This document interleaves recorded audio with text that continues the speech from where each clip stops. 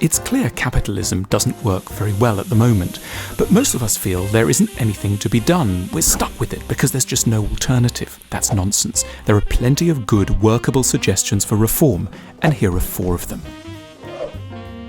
We have to bear in mind that capitalism isn't just one thing. There are almost as many varieties of capitalism as there are capitalist countries. There are American, German, Singaporean, Swedish, Danish, Korean versions of the thing. The differences include the size of the welfare state, from around 10% of GDP in Korea to over 30% in Finland. The importance of state-owned enterprises, producing less than 1% of GDP in the US, but 22% of GDP in Singapore. And the power of trade unions, with nearly 70% of workers unionized in Norway and only about 10% in the US. Capitalism has got dials, and we can adjust them. Think that Sweden, that supposedly high-tax addicted country, only introduced income tax in 1932, 2 decades after the US, and nearly a century after Britain. Or remember that the US, that pro-rich place today, had a top income tax rate of 91% between 1950 and 1963, and it didn't do them much harm at all. So we don't have to chuck capitalism in the bin. The trick is to tweak and reform it in intelligent ways. When people hear of options to adjust capitalism for the benefit of all, they tend to think, that sounds beautiful, but in the end, the freest variety that you find in the US will ultimately outcompete the others because it's just superior. The argument goes like this: the US variety maximizes growth by minimizing the constraints on wealth creation, which creates higher inequality, but in the end makes everyone better off in absolute terms than under a more equal but less dynamic system. But if you look at facts, it's overwhelmingly not true that the freer varieties of capitalism grow faster. From 1955 to 1980, the time when regulations were much stricter, the world economy grew 2.6% per year. For the next 30 years, the heyday of neoliberal economics, it grew at only 1.3%. In its miracle growth periods between 1958 and 1982, Japan, Korea and Taiwan had governments hell-bent on dictating business activities, and it worked rather well for them. Contrary to the popular belief that a large welfare state is bad for economic growth, Finland, with a welfare state 1.5 times bigger than that of the US, 30% of GDP as against a 20%, has grown faster than the US, with an average annual per capita income growth rate of 2.7% for the last 40 years, against 2% in the US. A well-designed welfare state with integral retraining and redeployment programs promotes rather than deters growth. Importantly, when people feel secure, they take risks, which is the lifeblood of capitalism.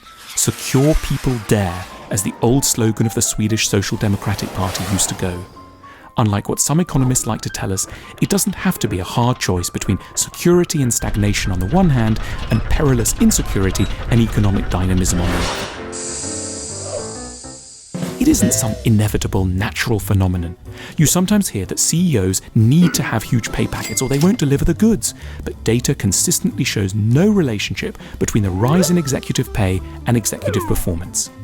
Then there's the claim that redistributing wealth impoverishes everyone, but some of the most productive and wealthy countries in the world redistribute avidly. Before redistribution through the tax system, Germany in 2011 was a far more unequal country than the US. Germany's Gini coefficient, an indicator of income inequality, in which 0 means absolute equality and 1 means absolute inequality, was at 0.51 higher than in the US, where it was 0.5. But after redistributive taxes, Germany's Gini coefficient fell to 0.29, while the US, with a far more elite-friendly tax system, saw its Gini coefficient fall to only 0.38. Moreover, countries can limit the variability of the market to generate inequality through formal regulations or informal business practices. South Korea, for example, has by far the lowest rate of inequality in the developed world, with a Gini coefficient of just 0.34.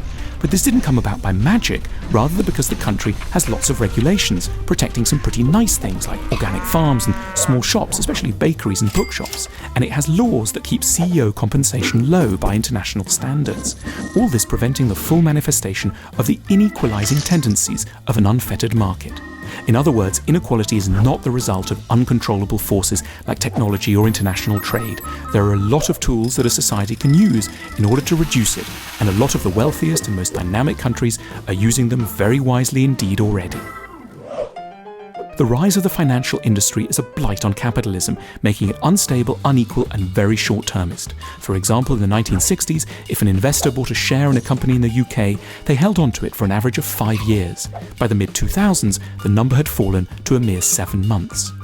Faced with a radically diminished patience of their investors, companies have done a host of nasty things to make investors happy right now, at the expense of the long term. They suppress wages, squeeze suppliers, and chuck back profit at shareholders rather than reinvesting. Between 1950 and 1970, the 100 largest US corporations retained 65% of their profits every year. But by the 2000s, they were retaining a mere 6%, vastly diminishing their own abilities to invest for a properly successful future. It's actually rather easy to encourage long-term oriented investment. You just need to give greater voting rights and tax advantages to long-term shareholders. And you need to have sovereign wealth funds and national pension funds, representatives of the long-term collective interest, using their considerable financial power to back long-term oriented corporate behavior. Above all, mergers and acquisitions need to be made more difficult, as it's the threat of these that typically pushes managers towards actions that please fickle short-term investors. All these schemes may seem like pipe dreams, but they're far more tantalizing than this. They're real possibilities alive in certain favoured, enlightened corners of the globe right now.